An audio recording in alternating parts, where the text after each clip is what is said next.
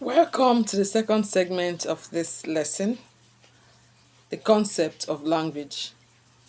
In the first segment, we talked about the definition of language, the difference between language, idiolect, and dialect.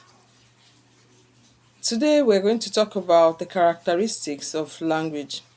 So, at the end of this video, you should be able to list at least three characteristics of language. So, we'll go right away. When we talk about characteristics, we're talking about what makes us, or the identity, what qualifies this as language.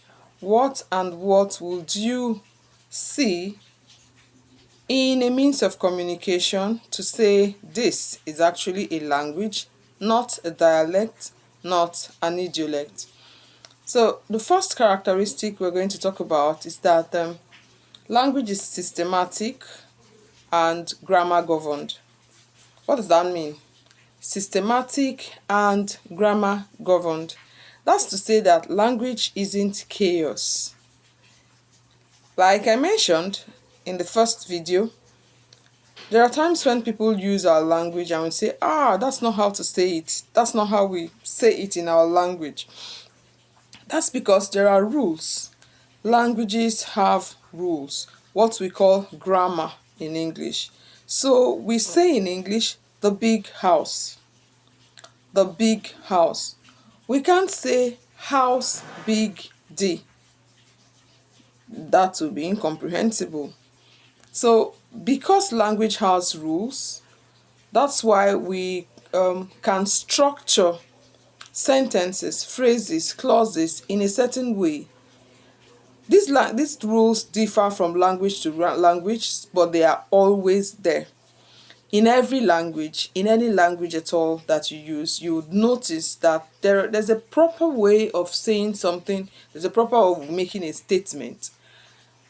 The next characteristic we're going to look at is the arbitrariness of language. What do we mean that language is arbitrary? It's fascinating that we call words what we call them in the different languages without knowing why. For instance, we call what I'm sitting on a chair, and what I placed my phone on a table. But there are no rules.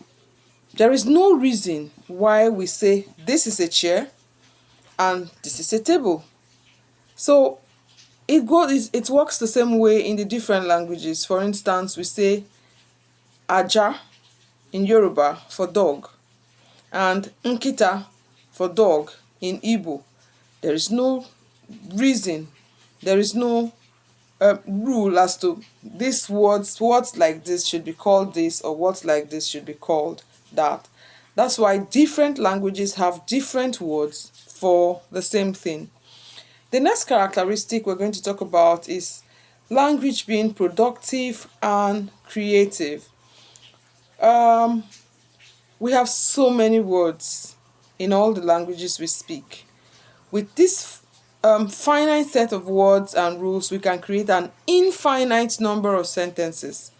We can say things that we've never said before, that no one has ever said before, and yet people will understand what we have said. For instance, I just made a statement, and it may be the first time anybody has said it. Like, you can say things that have never been said before and people will understand you. Nobody may have said that statement, but I have said it and you understand what I mean. So that's what we mean by language being productive and creative. Another characteristic of language is its dynamism.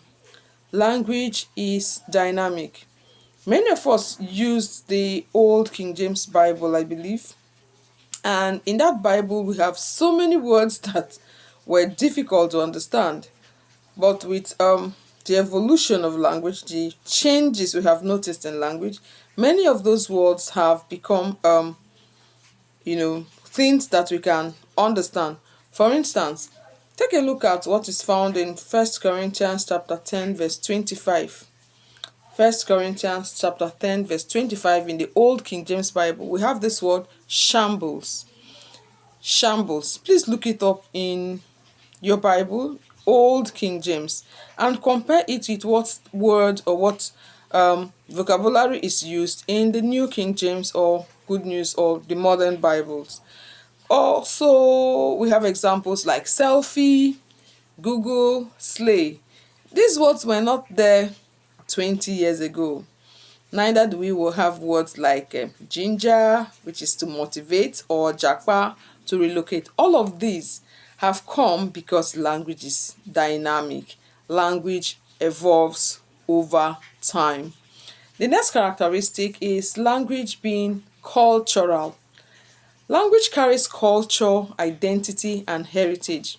So when you speak your language, you're not just communicating, you're connecting with your history, with your values, with your worldview. Language and culture are inseparable.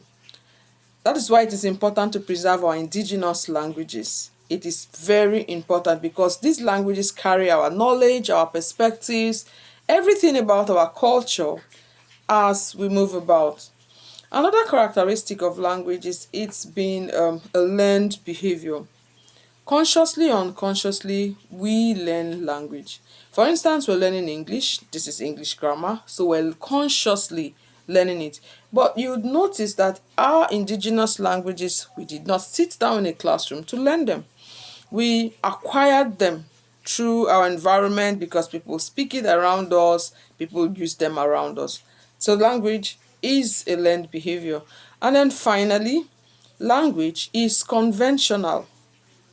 Conventional. Language being conventional means that there is no given explanation as to why this is this. This word is called this. You know, we talked about language being arbitrary. Yes, language is arbitrary because there is no explanation for what's used or why this object is known as this.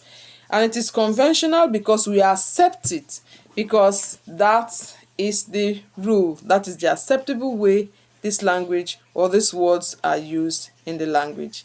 So, how many characteristics of languages can you remember? I'd like to see your comments, or I'd like to see your responses in the comments. See you in the next lesson.